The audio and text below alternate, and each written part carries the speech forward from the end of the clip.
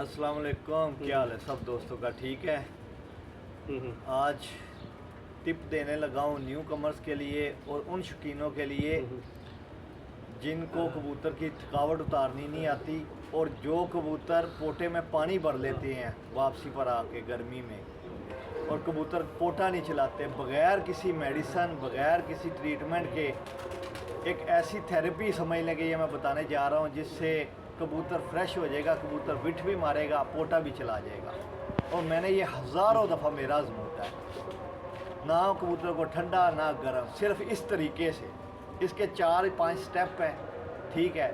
सबसे पहले थकावट का, उसके साथ ही उसके अंदर ही जो है ना तली वाली ट्रीटमेंट जो आएगी ना, वो समझो उसकी बिठ वाली ट्रीटमेंट।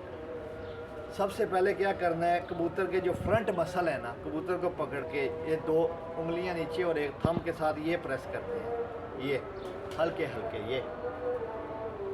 ये चीज़ें, ठीक है। सेम इसी तरह ये दूसरी तरफ ये चीज़ें, ठीक है। उसके बाद ये 3 फिंगर के साथ ये हल्का हल्का शोल्डर प्रेस करना। सेम इसी तरह ये स्टेप प्रपोज कर लो ज़्यादा। अच्छा जी, ये जो है ना दूसरा जो है ना स्टेप हो गया, ठीक है, शोल्डर वाला।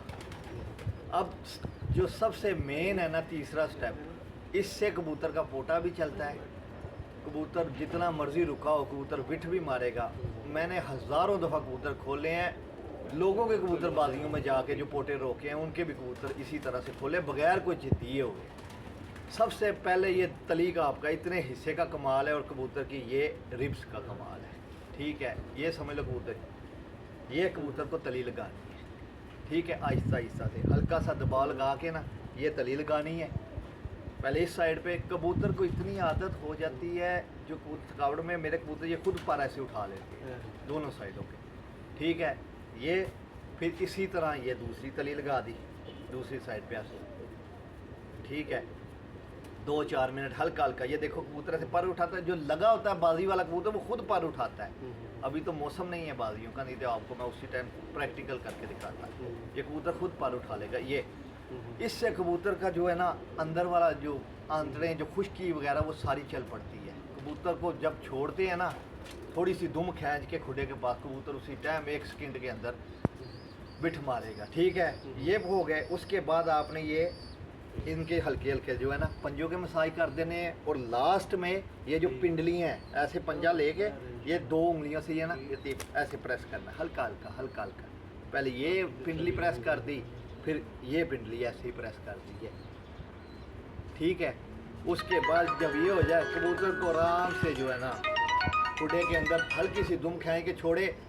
1 मिनट के अंदर कबूतर अपने आप को खुरकना शुरू कर देगा, अपने परों को खुजलना शुरू करेगा, उसी टाइम बिठ मारेगा कबूतर। और मुझे दुआओं में याद रखेगा, ये मेरे वालिद साहब अल्लाह उन्हें जन्नत नसीब करे, उस्ताद चौधरी आशिक मिल वाले, उन्होंने ये सिखाया था।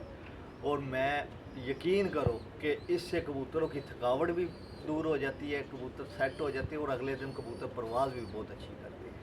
ये ट्रिक्स होते हैं जो जेठ में कबूतरबाजी करने वाले उस्तादों के पास होते हैं, उनमें से ये बहुत बड़ा ट्रिक है ये जो आपको मैंने बता दिया है, ठीक है। दुआओं में याद रखिएगा। ओके, अल्लाह।